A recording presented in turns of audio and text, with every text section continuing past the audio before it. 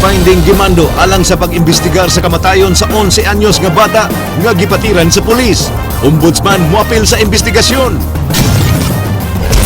Mga pulis nga kakonsabo sa mga drug lords ipatangtang gikan sa ilahang assignment. Mga sakop sa Salisi Gang nadakpan sa mga gwardya. Ang ilang pagpangawat nakuha sa CCTV sa usa ka shopping mall. Mga jeepney drivers magmarcha alang sa pagprotesta ug mga adlaw. Mga biyahe sa POJ sa Mandawi, Lapu-Lapu ug Cebu City apektado. MCWD ug City Hall manghatod og tubig sa mga lumulupyo sa dakbayan nga wala nay agas. Taliwa sa pagpanghimakak sa MCWD nga walay water supply crisis.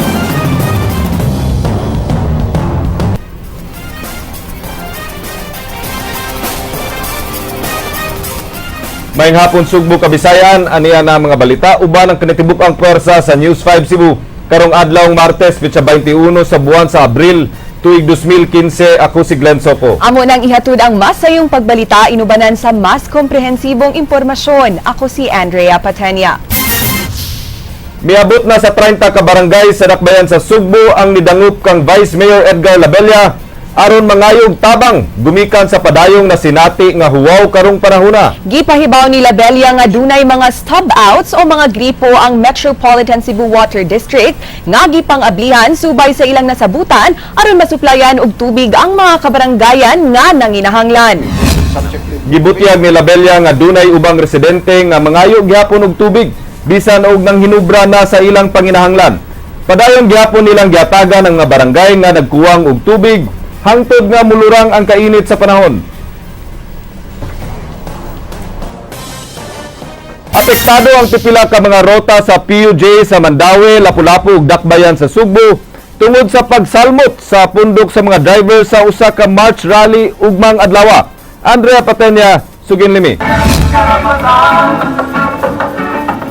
Maapektuhan ang pagpamasahero sa mga public utility jeepneys o tricycles ugma sa buntag kay moapil sa nationwide picket rally sa pinagkaisang samahan ng mga tsuper at operators nationwide o Piston ang mga miyembro niini dinhi sa Sugbo. Nagrekorida na ang mga opisyales sa Piston Cebu sa kadalanan kaganihang buntag aron pag-awhag sa ubang driver sa pagsalmot sa ilang rally ugma. Anaa sa kapin usa ka gatos ilang mga miyembro dinhi sa Sugbo ug matud pa 5% lang kini sa gidaghanon sa mga public utility drivers sa lalawigan. Sa dakbayan sa Mandawi, ang mga maapektuhang rota mao kadtong jeep nga musubay sa may uwano ug ibabaw ug mga tricycles nga mangagi sa kabangkalan. Sa dakbayan sa Sugbo, maapektuhan ang mga jeep nga mangagi sa Mabolo, Guadalupe ug Bulacau, samtang sa dakbayan sa Lapu-Lapu, apektado sa rally ang mga jeepney drivers nga manukad sa Lapu-Lapu Terminal. Ang mga drivers ning mao mga rota, mga miyembro sa Piston Cebu, mao nga di sila mamasahero aron makaapil sa rally. Mumarcha sila gikan sa Barangay Careta inig alas 8 sa buntag padung sa buhatan sa Land Transportation Office 7 alang sa ilang programa ug pakig-dialogue. Lakip sa mga kausa sa Piston mao ang pagbasura sa Joint Administrative Order nga nagpahamtang og dagko kaayo nga mga multa ngadto sa mga drivers. Panawagan kini batok sa padayon nga pagtaas sa multa no, padayon nga pagpatuman sa Joint Administrative Order 2014-01. Sayod kita nga ang multa sa Diao nung umpisa siya og 1,000 hangtod sa 1,000,000 nga multahan. Gitinguha sab nila ang pagkanaog sa pwesto ni Presidente Noynoy Aquino ug pagbasura sa oil deregulation law nga mao'y ilang gitumbok nga hinungdan sa taas nga presyo sa lana. Gani kaganihang buntag, misaka na sab og 1 peso and 40 to 50 centavos ang presyo sa gasolina matag litro ug piso ang pag-aumento sa presyo sa diesel matag litro. Kada protesta lamang yun na sa katawang driving kabos tungod na ng mga palisiya programa nga gipahamtang karon sa sektor sa driver. Mato ni LTO-7 Acting Director Arnel Tansingco, katungod sa maong grupo nga mag-rally ugma, apan hangyo lang nila nga buhaton kini sa malinawon nga pamaagi ug di sila makaperwisyo sa dagan sa trapiko. Andam silang maminaw sa mga sentimento sa grupo, apan ni pasidaan na daan si Tansingco, gawa sila gahum sa pag-amendar sa Joint Administrative Order, sanglit katungod na kini sa mga ulohang buhatan sa LTO ug sa Department of Transportation and Communication kun DOTC. Di lang ko ka tag-an karon kung naabay sila hope nga ma-revise o ma-amend ang administrative order. Andrea Patenia, News 5. Giawhag sa buhatan sa ombudsman ang tanang government officials ug employees sa pagsabit na sa ilang mga statement of assets, liabilities and net worth kay sunod semana na ang deadline niini. Jinky Rosit, Suginlimi. Pinaagi sa Republic Act 6713, gipahinumduman sa Visayas Ombudsman ang tanang government officials ug employees nga mosumiter na sa ilang statement of assets, liabilities and net worth kun SALN. Kutob na lang sa Abril 30 mahimong maka-file niini ngadto sa ilang tagsa-tagsa ka mga ahensya. So makit-an diha og naabay posible nga conflict of interest like member siya kanang official siya sa usa ka corporation or usa ka business interest nga naay mo conflict ba sa iyang kanang iyang position, iyang trabaho sa gobyerno. Sa Hunyo 30 sab kinahanglang anaa sa kustodiya sa ombudsman ang tanang SALN. Si Talisay City Mayor Johnny V. De Los Reyes sa miaging simana pa misumiter sa iyang SALN diin mideklarar siya og 11 milyones pesos nga assets. Alang niya, igo na kini nga kantidad alang sa iyang pamilya mao nga way rason nga mangawkaw pa siya sa kaban sa Talisay. Kinahanglan, ang importante ba sa tao, kontento ka lang kung sa'yo na animo diha. Oh. At mana ang naa sa imong resources, then kaning ako ug pangaw ko nga urag layo oras tinuod. Ang mapakya sa pagsumiter sa ilang SALN, posibleng mag-atubang og silot kapag kasuspenso o kaha pagkatangtang sa serbisyo. Jinky Rosit, News 5. Gusto sa pangu sa Regional Investigation and Detective Management Division nga irelibo sa ilang pwesto ang upat ka mga pulis nga gitumbok nga mga traidor, hinungdan nga makaikyas ang target sa drug operations. King Perez, Suginlimi. Subay sa migawas nga balita sa pamantala ang Banat News karong adlaw, gikumpirmar ni Cebu City Intelligence Branch Head Romeo Santander nga dunay upat ka traidor nga mga pulis sa Cebu City Police Office. Nasayran nga ang maong mga pulis maoy mopahibaw ngadto sa mga nalambigit sa ilegal nga droga sa planong pagpangronda sa kapulisan. Duha ka higayon na nga nasakpan nga dunay informant ang mga drug pushers. That's something serious. Kay mura na siya og traidor na naong ana. Makiginabi niya ang pangu sa Regional Investigation and Detective Management Division ngadto kang Santander ug kang CCPO OIC Marciano Batiancela kabahin sa mga suliran. Mato nilawas nga angay ipaubos sa investigasyon ng upat ka mga pulis aron mahibaw-an kung angay silang silutan kung mapamatud-an man gani ang maong aligasyon. Usa sa mga paagi sa himong investigasyon mao nga irelibo ang nailang pulis aron di sila makapil sa mga anti-illegal drug operations paglikay nga masunog ang sunod nga mga pagpangronda. Dugang nilawas nga di angay ibaliwala ang maong suliran kay dako ang epekto niini sa kampanya sa Police Regional Office 7 batok sa drogas. Ang pinakabugatan na nganong nag-leak siya og information. Is it in exchange for a money? Ay dili na pwede na nga na. Mas labaw na yung dili pwede. King Perez, News 5. Manag-uyab na nagsakay og motorsiklo suway untang mulihay sa checkpoint, gipang dako puman makuhai og armas ug drug paraphernalia. Ryan Sorote, Suginlimi. Daot na sa away, birthday na oron na daot na sa away. Nag-birthday sa Cebu City Police Station 2 si John Ray Sibumit, 30 anyos na taga Barangay Lahub, human masikop ato sa checkpoint sa May Osmeña Boulevard pasado alas 10 kagabi. Angkas si John Ray ang iyang hinigugma nga si Myrtle Alomo, 18 anyos, na taga Kabantan sa Barangay Luz niya tong Tungura aron mamauli dihang nakasuga sa checkpoint. Nabantayan sa mga pulis nga paingong mulikay ang motorsiklo sa madinakban. Nasuta nga way rehistro ang motorsiklo o way lisensya si John Ray. Nagduda ang kapulisan kung nganong dunay 5 kabala si John Ray sa iyang bulsa dihang girikisa mao nga ilang gihiling ang bag ni Myrtle og dinin nila nakitaan ang kalibre 45 nga way magazine apan dunay bala ingon man kini mga drug paraphernalia. Kuno pinakadakong sipyat ba? Pero imuha gina siya daan. Bali na ni-text na ko, then ako siyang gi-textan nga mo na nga nay nagsigsunod-sunod na ko, moto yung gidayang armas nga Hinungdan sa mong away kay tungod lagi nga taka kuno kog gatag sa akong number ana. Gimakak sa duha, nasuway silang milikay sa checkpoint, kay igura kuno silang midistansya og parking sa mga nag-inspeksyon nga pulis. Apan matud sa kapulisan, nga intensyon sa duha, nga mulikay sa checkpoint. Apan naglisod sila, kay way laing dan nga ilang mahimong kalutsan. Padaplin, lain man sa jud kayo if ara mi sa tunga muhunong. So ni padaplin mi kay para muhunong, para munaog og wala mi balak mo ikyas. Mao na siya. Niagi na ang kanang duha ka subject on board sa motorcycle, na-evade sila sa checkpoint. Wala mo hunong ba ni ditsudagan niya, nagunitan man. Ryan Sorote, News 5. Nakuhaan sa CCTV ang pagbiktima sa salisigang sa mga customer sud sa usa ka mall sa Mandawi City. Aniya ang eksklusibong report ni Andrea Patenya. Nadakpan atul sa pagginukuray ang duha ka miyembro sa grupo nga mag-live-in partner nga sila si Abdul Gapor Liwalog, 29 anyos, ug Gemma Bayuta, 35 anyos, pulos lumad nga taga Davao ug kasamtangang nagpuyo sa barangay Mambaling, Dakbayan sa Sugbo. Sa CCTV footage, makitaan nga unang misud si Abdul sa usa ka Filipino fast food outlet. Misunod dayon ang kauban ni ining babae nga tambukon ug usa ka menor de edad nga lalaki. Uwahing misud si Gemma nga midiretso sa pansayan. Wa mi order ang grupo ug igo rang nanghunaw si Abdul apan naniid na di ay to sa abli nga bag sa babaeng customer nga nagkaon kuyog ang usa ka lalaki. Paglabay ni Abdul sa lamesa sa customer, dali ni ining gikuha ang iPhone 6 gikan sa iyang abli nga bag ug yano rang milakaw ug gipasa ang kinawat nga cellphone kang Gemma.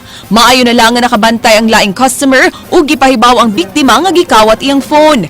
Daling gigukod sa biktima sila si Abdul ug Gemma samtang ang laing babae ug bata nga mga suspect yano rang nanglakaw. Sa dihang nakabantay sa komosyon ang guard ubos sa Pro4 Security Agency, iyang gitawgan sa radyo ang iyang tulo ka mga kauban ug naabot ang pagginukdanay dinhi sa parking area. Nakalabang pa ang mga suspect ug nasikop sa may bakery at bang sa mall. Nasayran nga ikaunom na di ay kining higayon nga namiktima ang grupo sa maong mall, diin kuha sila sa CCTV sa matag insidente. October 1, 2014, gikuot nila ni Abdul ug sa menor de edad ang bulsa sa usa ka babaeng empleyado, diin nakuha iyang wallet nga gisudlan sa iyang usa ka buwan nga sweldoan. December 6, 2014, nakakawatsab ang grupo og bag sa usa ka fast food outlet sa maong mall. March 3 ning tuiga, nakakawat silag cellphone sa usa ka Koreano, samtang human ang napu kaadlaw, nakakuha na sab silag bag sa usa ka tinun-an. Niadtong Marso 25, electronic tablet na sab ilang nakuha sa maong mall.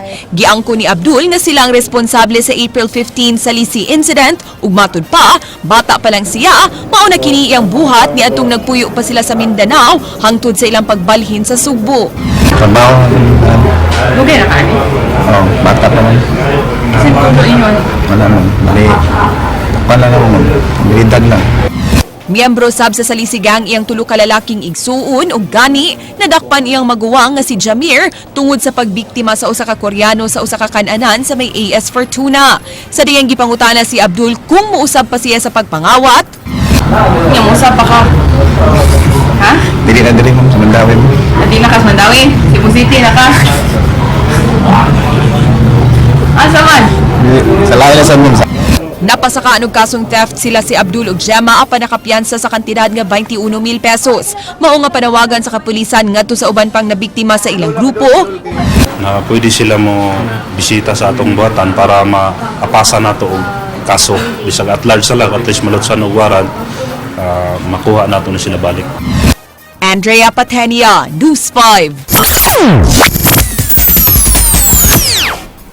Sugda na ugma ang ika-20 nga edisyon sa JRG Gulyas Cup Tennis Tournament, ang usa sa mga gilagway nga longest running tournament sa Sugbo.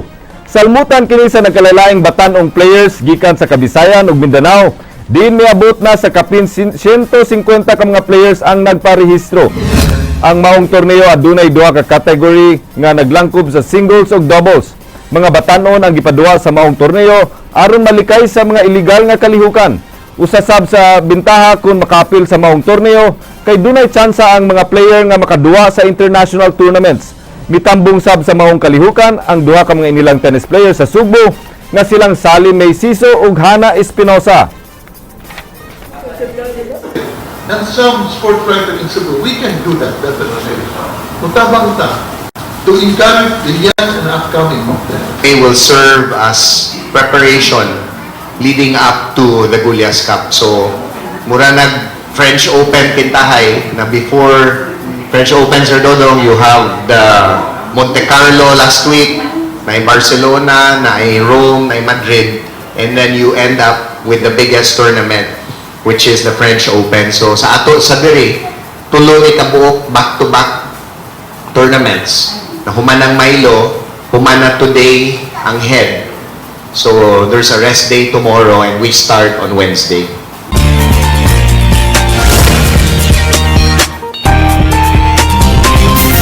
Laing local government unit asab sa habagatang bahin sa lalawigan sa Sugbo ang nakabatunog mobile application isip pag-promote sa ilang turismo. Timing kaayo ang maong kalambuhan, hilabi na nga panahon karon sa ting bakasyon. Julie Tainar, Suginlimi.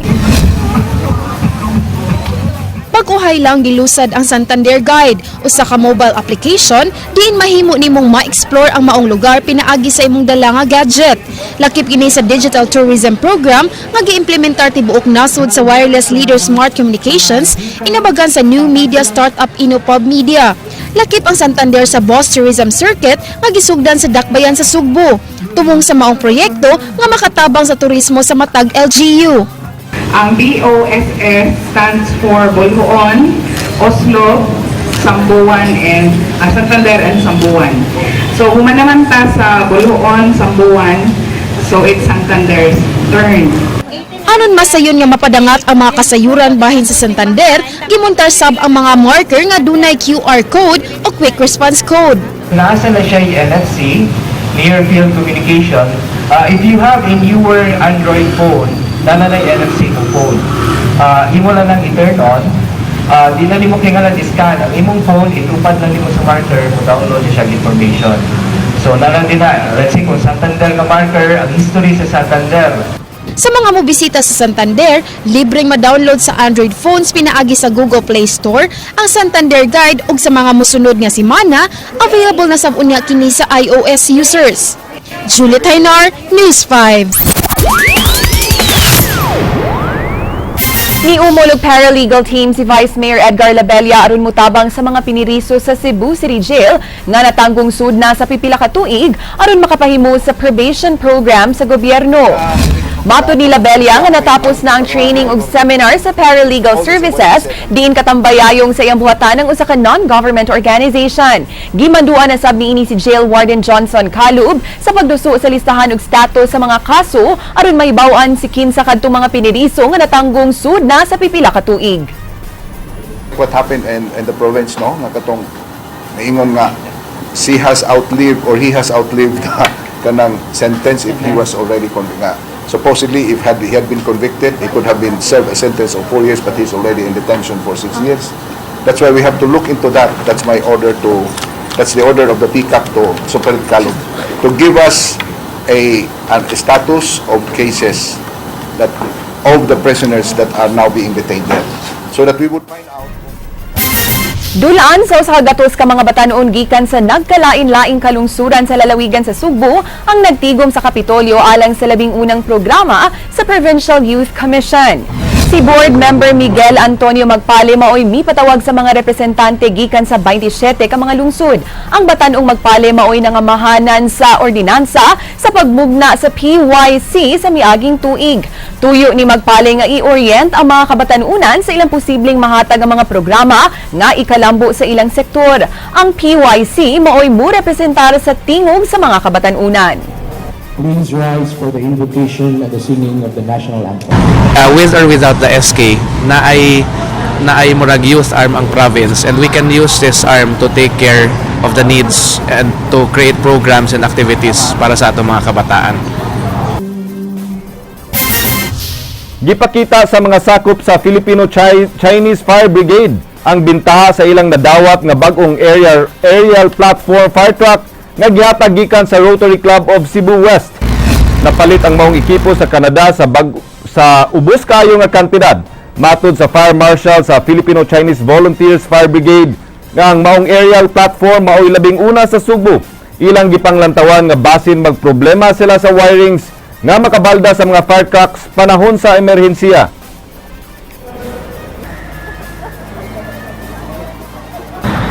This is our fourth truck turned over to the Chinese Fire Brigade. Okay, we acquired this through our network with the Canadian Firefighters Without Borders, and together with Rotary World Health, we were able to get this truck donated for only 5,000 Canadian dollars. No, this fire truck actually is a fire truck ladder. It can reach around 10-story high building. I think it's the first in Cebu. So with this fire truck, the Chinese Fire Brigade, Volunteer Chinese Fire Brigade, we will be coordinating with AEROF and also with the Cebu City Fire Department. Imbestigaron sa buhatan sa Ombudsman ang mga sakop sa Cebu City Police Station 2 nga responsable sa kamatayon sa 11 anyos nga bata nga namatay human gipatiran sa pulis. Jinky Rosit, Suginlimi. File sa Base sa mga report gikan sa mga sakop sa media, imbestigaron sa Visayas Ombudsman ang mga sakop sa Station 2 nga responsable sa pagkamatay sa usa ka 11 anyos nga namatay human patiri sa usa sa mga pulis. but not all media reports. Only those nga naay sufficient leads or those nga tan-aw na mo kinahanglan jud mi nga mo action. Giklaro ni Attorney Maria Corazon Naraha nga bisan og way formal complaint gikan sa pamilya, igo na kanila ang sinumpaan nga pahayag gikan sa testigo. Mahimo na nila kining maggamit isip dugang impormasyon sa pagkuha og ebidensya batok sa mga pulis. Lawyer evaluator namo, tan-aw niya kung angay ba nga mo action ang among opisina, angay ba siya i-refer to another agency or to another office within the Office of the Ombudsman. Ugmang adlaw, gitakdang og katon sa NBI 7 ang patayng lawas sa 11 anyos nga si Chastity alang sa usa ka autopsy. Human midangup ang pamilya Mirabiles ngadto kanila. Jinky Rosit, News 5. Usa ka fact-finding gimugna alang sa pag-imbestigar sa kamatayon sa bata nga gipatiran sa usa ka pulis sa Police Station 2. Ang hepe sa Police Station 2 wa makatambong sa meeting ug atuwa na sa gawas sa nasod. Ray Pasaporte, Suginlimi. Gimando sa chairman sa Police Coordinating Advisory Council ang fact-finding investigation sa kamatayon sa 11 anyos nga batang libud suroy nga si Chastity Mirabiles. Si Chief Inspector Eileen Ricla, hepe sa Investigation and Detective Management Branch sa Cebu City Police Office, mao'y gitahasan ni Vice Mayor Edgar Labilla nga mangulo niini. Considering that PCAC is not a quasi-judicial body, what we could have done was only to conduct a fact-finding investigation and submit whatever report to the appropriate agency in government, like Ombudsman, like the Polcom, or the Fiscal's Office. But considering that a fact-finding investigation is already being conducted now by the Philippine National Police, Lakip nga mag-atubang sa investigasyon ang hepe sa Police Station 2 nga si Chief Inspector Weldemar Chu. Wala makatambong si Chu sa PCAC meeting. Human nilarga kagahapon adlaw paingon sa gawas sa nasod alang sa usa ka buwan nga bakasyon. Ang paglarga ni Chu adunay pagtugot gikan ni Eduardo Escueta, Vice Chairman and Executive Officer sa National Police Commission kun Napolcom nga gipirmahan niadtong March 12, 2015. Apan gisubmit ni Chu ang iyang affidavit, pinaagi kang Inspector Jeremy Sheila Corteza. Sa affidavit ni Chu, gipanghimakak niini ang tanang pasangil sa kalambigitan sa kamatayon ni Chastity Mirabiles, ang 11 anyos nga batang giingon nga gipatiran sa pulis. Sumala sa affidavit ni Chu, walay record ilang buhatan sa pagsikop sa batang minor de edad niadtong Semana Santa. Ugwa sila'y kalambigitan sa pagkamatay sa bata. Matud ni Labilla, ilang hatagan og kopya sa resulta sa ilang himuon nga investigasyon ang Ombudsman og Napolcom. Si Labilla muhangyo sa Integrated Bar of the Philippines aron tabangan ang pamilya nga makakuha og abogado alang sa kaso. The family of Chastity shall be provided legal assistance. I already made representations with the Integrated Bar of the Philippines through Attorney Manuel Legaspe to also contact Attorney Hedelito Pascual, the president of the IBP, because according to Attorney Legaspi, there is a panel that would provide legal assistance. So I already made representation for the IBP to provide lawyers to render legal assistance. Ray Pasaporte, News 5. Subay gyapon sa mga balita kabahin sa kamatayon sa bata nga gipatiran sa pulis, muhimo og kaugalingong investigasyon ang Police Regional Office kabahin ning maong kaso. King Perez, Suginlimi. Subay nining CCTV footage gikan sa 7-Eleven Mango Avenue, nakitaan pang buhi kining si Chastity sulod ang usa ka loose dark color t-shirt. Uban ang usa ka batang lalaki nag-standby sila dapit sa main entrance sa mong establisimento alas 2:47 sa kadlawon. Matud pa sa staff sa 7-Eleven nga kanunay nga magsuroy sa mong dapit ang bata. Sa dihang migawa sa mga customer, nanlimos dayon si Chastity og batang lalaki. Human sa napo ka minutos, mi-standby balik si Chastity og ang iyang higala sa gawa sa main entrance. Sud sa 6 minutos, naka-standby ang duha ka mga bata. Dayon milakaw paingon sa frente. Bisan pa nga wa pa inabot nga formal nga reklamo gikan sa mga kabanay, gipasusi na karon sa Regional Investigation and Detective Management Division ang pagkamatay sa menor de edad nga batang babae nga si Chastity Mirabeles. Gipasangil sa mga kabanay nga usa ka wa mailing pulis sa Cebu City Police Station 2 mo'y namatid patay sa 11 anyos nga biktima. Sa dihang gipanghipo sa mga batang nagsuroy og nangatog sa Mango area niadtong Domingo sa kadlawon sa Abril 5. Sa death certificate nga gihimo sa Medical Legal Officer, traumatic injuries to the trunk ang kamatian sa bata. Matud pa sa pangusa RIDMD-7, angay manubag ang police station sa pasangil ug madisiplina ang mga pulis. Disiplina ang mga personnel kay kung pananglitan adto sila sa lain nga unit mo pa-imbestigar, well and good, but ang ilahaon niya ang reklamo would help us as an organization. Dunay blatter nga dunay gihimong pagpanghipo sa 14 ka mga minor de edad niadtong Abril 5.